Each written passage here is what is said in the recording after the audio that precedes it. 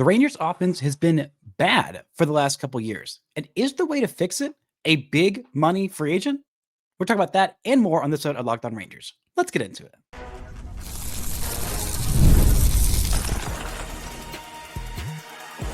You are Locked On Rangers, your daily Texas Rangers podcast, part of the Locked On Podcast Network, your team every day. You are locked onto the Texas Rangers, the first and best daily Rangers podcast. I'm PrizePicks, a criminally addicted Texas Rangers fan, covering this team for 12 seasons, including all 7 as the founder and host of this podcast. Thank you all so much for making Locked On Rangers your first listen every single day. If you're not already, you can follow me on Twitter at PrizePicks. You can follow the show at Locked On Rangers. Hit subscribe on your favorite podcasting platform and on YouTube, where the best way you can help grow the show is to comment nearly any single thing below. Now, on today's show, we're talking about big money free agents. If the Rangers would spend some big money on a bat, what those contracts might look like, and how good a fit they would be with this Texas Rangers squad. But before we get into all that, today's episode is brought to you by FanDuel. Right now, new customers can bet just $5, and if your bet wins, you'll get $300 in bonus bets to use across the app. Download the FanDuel app today. Now, the Rangers offense has been, to put it politely, pretty bad for the last couple of years. After having the best offense in the American League in 2023, it seems like that might have just been a little bit of a farce after a World Series hangover explains away a little bit of 2024, but it does not explain away 2025. The hangover is gone, and this offense was just not good last year. There were a lot of bats signed to kind of help bring that offense up. The Rangers spent a lot of money on Jock Peterson, and that was an abject disaster last year. It could not be in 2026, but last year it was rough. They traded away Nathaniel Lowe for a reliever who was fine, and they brought in Jake Burger to say, hey, maybe that's an offensive upgrade. We need a little bit more power, a little bit more, hitting like Jake Burger hits, specifically less walks, more dingers. That's why they brought in Jake Burger, and they got 16 dingers, but not as much offense as they were getting from Nathaniel Lowe in years past. And it was just another rough year offensively for a lot of the Rangers stars that carried them in 2023, be it Marcus Semien, be it Jonah Heim. Josh Young did not have a great year. It was better than those guys, and Adolis Garcia had a good year defensively, but offensively was not anywhere near what the Rangers were hoping he might be. So maybe the Rangers make a splash in free agency. They're going to do something in free agency. There's not unlimited money to play with, unfortunately. That would be nice. I wish the Rangers had the budget of the Los Angeles Dodgers and could go out and just go get all of the good free agents and then hope most of them are actually very good. That would be very helpful in the team building exercise for Chris Young. But alas, that is not how it's going to work. The Rangers will spend this offseason. They are still well below the luxury tax. They did, I believe, just dip their toe into it last year. We'll see what that actually ends up being.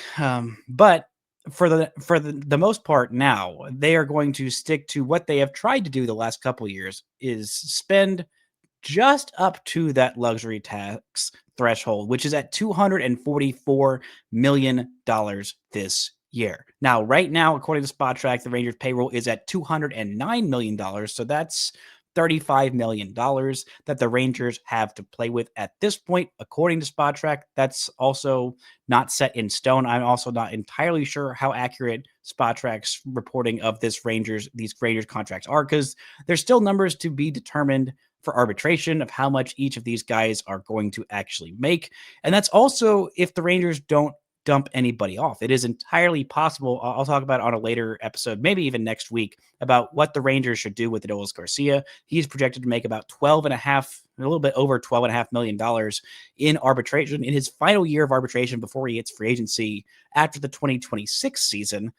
But if the Rangers say, so long, happy trails to Adolis Garcia, who's set to make $12.5 million. They say so long, happy trails, or not happy trails, to Jonah Heim, who's set to make $6 million this next year, which is a lot of money for a catcher who just really has not hit at all the last couple of years, despite an all-star appearance in 2023. Outside of that year, Jonah Heim has not been a great offensive catcher. And so I think it's entirely possible, if not likely, the Rangers might move on from Jonah Heim, or at least not pay him $6 million. That would leave the Rangers, if they do decide to make those moves, that leave the Rangers about $50 million or so to spend this offseason. They're going to have to spend some on building a bullpen and a rotation, but that's just kind of a ballpark estimation of about what the Rangers have to work with. Now, let's look at some of these big money free agents. Last year, there were not a whole lot of options in terms of bats on the market. There were a few that were fine. Jock Peterson, I thought, was basically the second best option available on the market last year, but that didn't end up working out. There were not nearly as many super talented hitters that are hitting the free agent market as there are this year. I mean, at the top end of the market, there are some stars. There's no Shohei Ohtani because there was only one of him ever. There's no Aaron Judge, but there are some very, very good players at the top of this free agent market and at positions where the Rangers could probably use an upgrade. Let's start with a guy who's probably going to make the most money this offseason. It's Kyle Tucker, former Astro, now soon to be former Cub, because the Cubs did not sign him to an extension despite trading so much away. Isaac Paredes and Cam Smith amongst Hayden Wisniewski. I believe there might have been one more player involved in that trade for just 1 year of Kyle Tucker, where they made the postseason, but they did not even make it to the NLCS. And Kyle Tucker was about what Kyle Tucker has been with the Cubs, which is to say a very, very good player. The thing about Kyle Tucker that impresses me the most is that he does everything particularly well. This is a guy who does not have one area of his game that is bad. He's a little slower than he used to be, but other than that, he does not really have a hole in his game. He's a left-handed hitting outfielder who hits lefties incredibly well. I mean, his overall career splits are very similar, hitting righties versus hitting lefties. He is also still in his prime. He's heading into his age 29 season in 2026. He has been an all-star in each of the last 4 seasons, probably should have been an all-star also in 2021. And if they had an all-star game in 2020, he might have been an all-star then. But that's basically his entire career. For his 162 game average, he averages 5.7 baseball reference WAR per season. Let me say that again. He averages basically being a 6-win player for his entire career. That is remarkable consistency. And heck, basically, he's not had a down year. The lowest WAR he's had in a full season, which doesn't count 2020, that was basically his rookie year. He had a 2-win season in 58 games there. His lowest WAR season in any year of his career, he has now been in the big leagues for parts of 8 seasons, 6 full seasons, was last year, a 4.5-win season. That's his worst year. A 143 OPS plus, an 841 OPS, 22 bombs, 25 doubles, a 377 on base percentage. That's his worst year ever, a 4.5-win season. And that's because he only played 136 games. Every other season has been basically a 5-WAR season. The only time he didn't eclipse the 5-WAR mark was last year and the year before. And the year before, he only played 78 games and had 4.7 baseball reference WAR. Across a full game, that is like a 10-win season. That is Mike Trout MVP levels. That is Mookie Betts' MVP season, was about a 10-WAR season. That's the pace that Kyle Tucker was on before he got hurt in 2024. For his career, he has a 140 OPS plus. He is 40% better than league average. He has also won a Gold Glove. He probably should have won multiple Gold Gloves. He's won a Silver Slugger Award. He's finished top 5 in MVP voting in 2022, top 20 in 2021 and in 2020 as well, or excuse me, 2021 and 2022 as well. This guy is just such a darn good, consistent player. The main concerns are he's going to get 10 years, probably $400 million.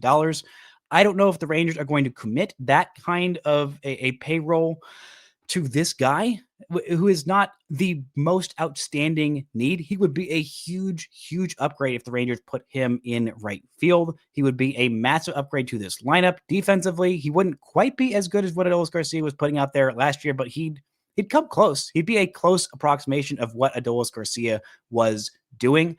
But this guy feels like such a safe bet to be just a really darn good player for a long freaking time. It would take a huge financial commitment to commit to him, but there is a reason this guy walks a lot. He does not strike out a lot. He hits for power. He hits enough for average. He plays good defense at a pretty good position. I mean, last year was not as great a defensive year as it had been in years past, but this is still an incredibly talented player. And when he's healthy, he is a top 10 player in the league. And he is just so darn consistent that if you're spending 10 years and $400 million on somebody, Kyle Tucker would be a pretty safe bet to throw that big old chunk of change at. I don't know if the Rangers would do it, but he is definitely someone who is on my list of guys who would make a massive upgrade on this Rangers team if they wanted to make a big old gamble on a free agent back.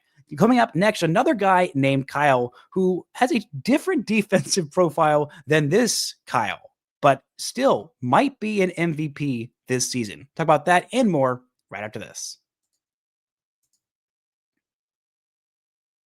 This show is brought to you by PrizePicks. You and I make decisions every day, but on PrizePicks, being right can actually get you paid.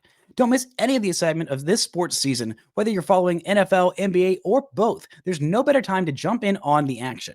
If you haven't tried it yet, PrizePicks is the simplest way to play. Just pick more or less on at least 2 player stats, and if you get them right, you win. It takes less than 60 seconds to make your lineup, and you can play anywhere. PrizePicks operates including California, Texas, and Georgia. I've been using PrizePicks during both football Sundays and NBA tip-offs. It makes games so much more exciting. The new Stacks feature is a game changer. You can now pick more on Steph's points, threes, and assists in the same lineup. Plus, if one of your players leaves early with an injury, the injury reboot saves my lineup from a loss. Download the PrizePicks app today and use code LOCKEDONMLB to get $50 in lineups after you play your first $5 lineup. That's code LOCKEDONMLB for $50 in lineups after your first $5 lineup.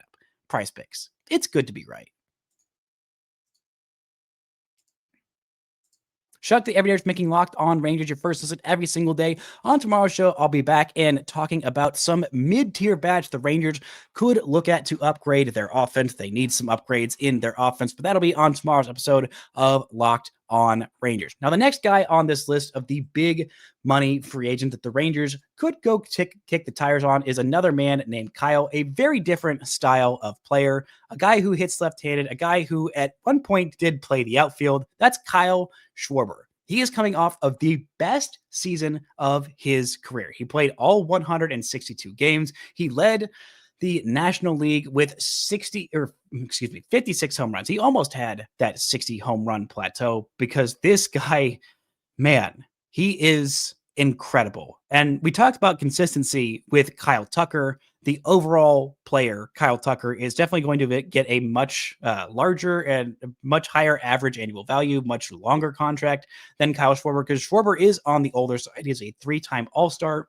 This year, he probably will finish top 3 in MVP voting. I'd say third at the lowest, because not only did he lead the National League with 56 home runs, he led Major League Baseball with 132 RBIs, a 4.7 baseball reference for a season as a DH. As a DH, he provided no defensive value. Heck, he actually probably provided negative defensive value. Yes, he did provide negative defensive value this year, but still was a nearly 5-win player just from his offense alone. That is just how valuable this guy is. He is so darn good. What this dude does is hit dingers and hit dingers in bunches, and he hits them consistently. 56 home runs this year for his career. He has hit 340 home runs. His 162 game average, his average over a full season is 43 homers per game. 43 homers per game on an average season. That is how consistently this dude hits dingers in bunches. I mean, let's go read off his home run totals for basically his whole career. 30 home runs he hit 16 home runs in 69 games as a true rookie in Chicago in 2015. Then every full season, he has had 26 or more home runs. The only time he has had below 30 was when he hit 26 exactly in 2018. But every other year that has been a full season, he has hit 30 or more home runs. For each of the last 4 seasons with Philadelphia, he has hit at least 38 home runs, where the only season he hit below 45 was the year he hit 38. That was in 2024. So the last 4 years in Philly, 46 bombs, 47 bombs, 38 bombs, 56 bombs. That is a crazy amount of home runs. The dude also walks a whole lot. This guy is a walk machine. 108 walks this year, 106 walks, led the National League last year, 126 walks the year before that. This guy is the epitome of a 3 true outcome player. That he hits a lot of home runs, works a lot of walks, and he will strike out quite a bit. 200 or more strikeouts in 2 seasons in Philadelphia in 2022. He hit 200 exactly on the dot, which led Major League Baseball that year. And then 215 the year after that. Cut down on the strikeouts the last 2 years, only 197 strikeouts for these last 2 seasons.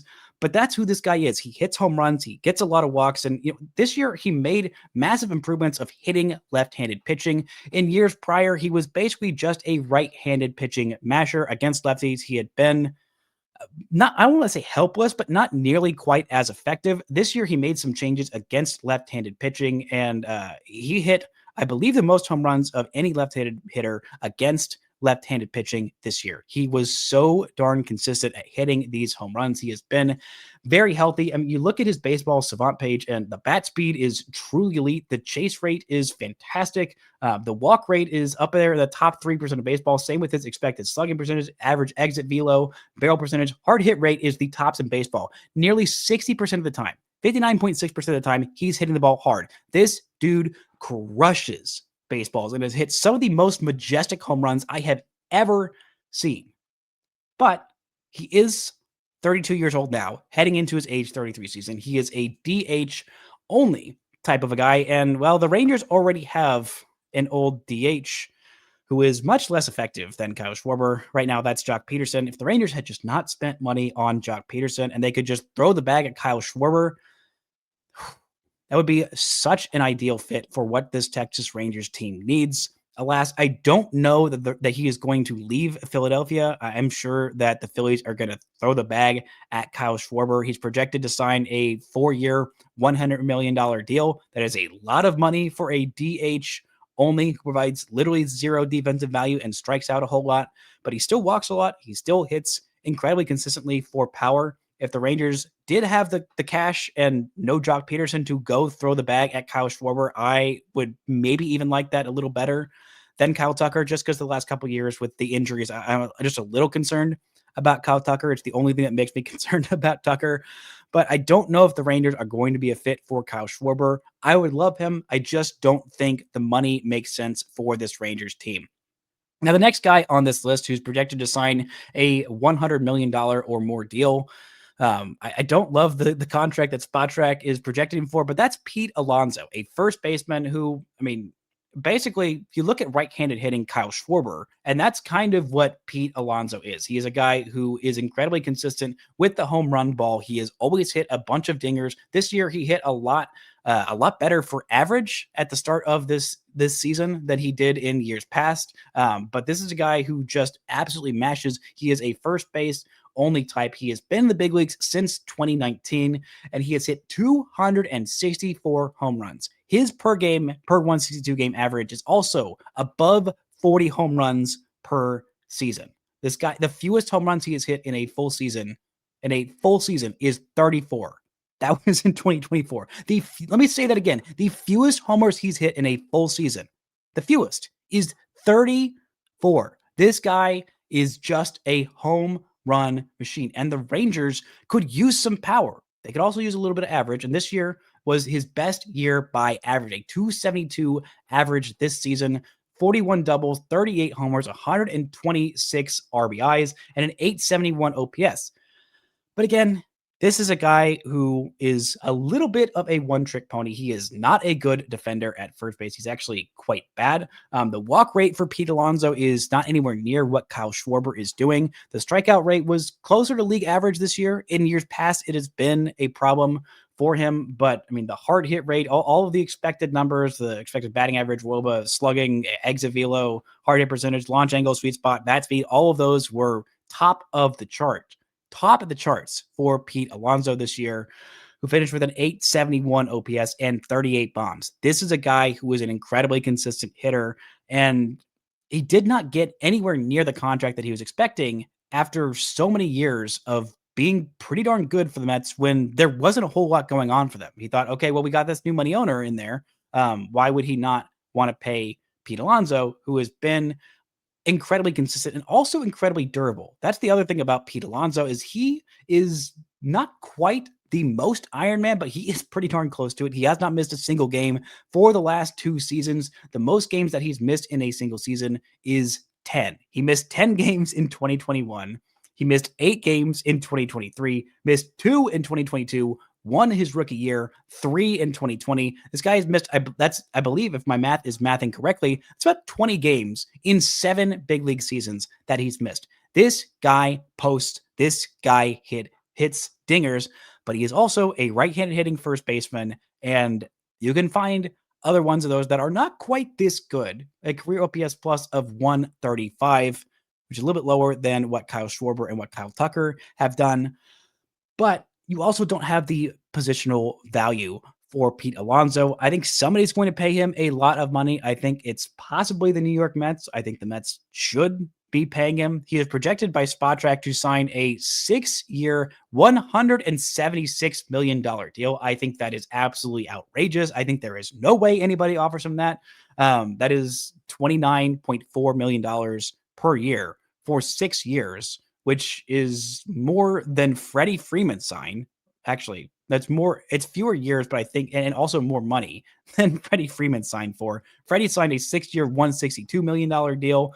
But the comps that they're using to determine this Pete Alonso contract are Manny Machado, who played a premium defensive position at third base and was excellent at it and was also an excellent hitter. They also put Bregman in there, which is not particularly close to him. Bregman does not play first base, and also he is a more complete player. Aaron Judge is also listed in there, and Judge plays a position that is not first base and also hits significantly better than Pete Alonso. I don't know how they came up with this kind of a comp for this contract. I'd say he probably gets 4 years. I think he's looking for 5, maybe $25 million a year. Even if it's just 4 years, $100 million, I still don't think I go for it because the Rangers have Jake Burger and he did not do well this year, but he is significantly cheaper than this. And I think there is a world where you get, 75% of Pete Alonso at, 5-10% of the price with Jake Burger next year. They are similar players. I actually like Jake Burger's defense a whole lot better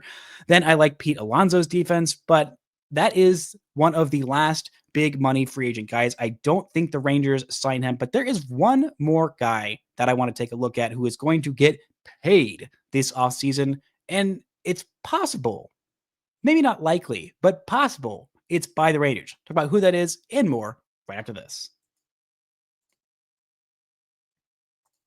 This show is brought to you by FanDuel. The NBA is back, and there's no better place to get in on the action than FanDuel, the official sports betting partner of the NBA. Even if you missed the start of the game or want to ride the hot hand, FanDuel has live bets on everything from who will score the next to fourth quarter comebacks. Plus, you can even combine your live bets into a same-game parlay for a shot at a bigger payout. It keeps every game interesting, especially when your team is making that late push. Now let's look at these World Series odds. After last night, the Blue Jays even things up at 2 games apiece. Right now, the Dodgers favorite at minus 190 to win the World Series, and the Blue Jays second favorite at plus 160. Right now, FanDuel is giving new customers $300 in bonus bets when your first $5 bet wins. So head to FanDuel.com and sign up and play your game with FanDuel, the official sports betting partner of the NBA. Shout out to the everydayers making Locked On Rangers your first listen every single day. On Friday's show, I'll be back and talking about some some bats that the Rangers could trade for this offseason to possibly improve their lineup, which needs some improvement, which is why I'm looking at all of these big money free agent bats. The Rangers have spent money on big free agent bats in seasons past. They spent big money on Jock Peterson. That didn't work out. They spent big money on 2 stars at their prime to help the Rangers win a championship in Marcus Semien and Corey Seager back before the 2022 season, which everyone thought was crazy and was a bit premature, but ended up being exactly the right time to bring those guys in. But there's one guy who has championship experience, championship pedigree, and is also kind of hated by Texas Rangers fans. That's right, it's Alex Bregman, who is coming off of a curious but mostly great season for the Boston Red Sox after leaving the Houston Astros in free agency for nothing. He got offered an odd contract by the Boston Red Sox in what looked like a lot of average annual value up front, and then spaced out with opt outs after every single season for a 3-year deal that was at the time valued at $40 million. But as you progressed all those out, it equated to more like $35 million in current money. This year, he started off incredible, truly incredible for the Boston Red Sox. He was a big part of why they were so darn good in the first half. A 927 OPS in 53 first half games, but in the second half, he kind of fell off. An OPS exactly 200 points lower in the second half than it was in the first half. This is a guy who plays incredible defense at third base. He has played multiple different positions, but he's coming off of a pretty down year. Only 114 games played, a 3.5 win season, 18 home runs, and a 821 OPS, which is the highest he's done since his MVP runner-up season, where he had a 9-win season back in 2019. Just a wild year for baseball in general, of Alex Bregman being a guy who doesn't hit a whole bunch of home runs, hits a lot more in Boston and in Houston because those parks are pretty tailored for right-handed hitters who have pull side power swings, which is exactly what he has with those tiny, tiny left fields. But Bregman is projected to sign a 4-year, $110 million contract. That is an average annual value of $27.7 million, which is a lot of money for a guy heading into his age 32 season. He still plays a great defensive third base. The Rangers are not as solid at third base as I thought they had been the last couple of years. Josh Young is coming off of a down year, and he is not just a surefire plug and play. This is our starting third baseman for years and years to come. I think there is a possibility that the Rangers at least kick the tires on saying, hey, can we get an upgrade at third base? Despite having a guy who his rookie season was incredible, but missed most of 2024. And when he was playing in 2025, there were some streaks where he was awesome. There were a lot of streaks where he was just very much not awesome and not progressing in the direction that the Rangers were hoping for. So that's why I think the Rangers will at least consider Alex Bregman. But this is a guy who does not strike out basically ever. He plays great defense. He walks at a good rate. He just does not hit a lot of home runs. He is a consistent winner. He is a grinder. He is all of those culture fit kind of things that are I roll my eyes at of being a little bit of cliches, but they are very applicable to Alex Bregman. He is a guy who knows how to get a clubhouse right. He is a guy who knows how to lead.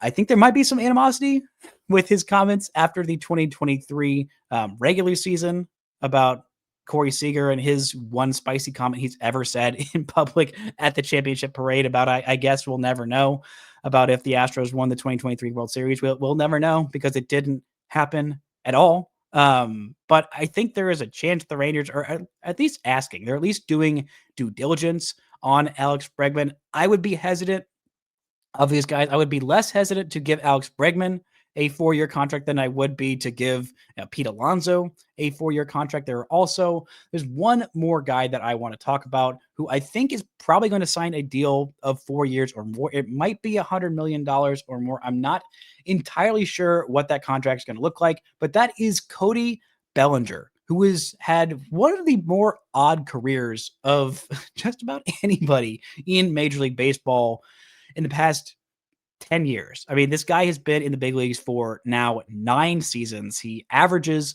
4.5 wins per season. He has won an MVP. He has won a Rookie of the Year. He has finished top 10 in MVP voting in 2023. This year, he might finish top 10 in MVP voting as well. He is a left-handed, used to be center fielder / first baseman. Now he played left field this year. He's also played right field. He's played center field. He's played first base. It's just weird to see a guy who plays first base and also a good defensive center field. That is just not something that you see very often. This was the 2019 MVP in the National League. He was a Gold Glover. He was a Silver Slugger. He was an All-Star. He was incredible. I mean, truly incredible. An 8.7 WAR season. And then whatever happened to him in 2020 is this guy fell off pretty spectacularly. A 1,035 OPS in 2019. Part of that maybe a little bit of juice ball help. I mean, he has not hit 40 home runs in a season since 2019. He did not hit it before. He did have 39 in 2017, but he has not hit the 30 home run plateau since 2019. The OPS dropped off not quite 300 points, but about 250 points after 2019. And then it dropped off another 250 points to 542. He was just awful in 2021. I mean, truly a negative player. He was kind of fine, but not good in 2022. Then he signs a deal with the Cubs because he was just non-tendered from 2019 to 3 years later, being from an MVP in 2019 at 23 years old to being non-tendered after his age 26 season by the Dodgers. It is just an odd career. He was a guy who was basically a lot of homers, a lot of walks, a lot of strikeouts. Then in 2023, when he signed with the Cubs, he became more of a contact first guy. It was odd. He hit over 300. He had an on base north of 350. He still had 26 home runs, but the numbers behind that were not encouraging. A 2020 season, he had 20 stolen bases there. He was playing a lot of center field.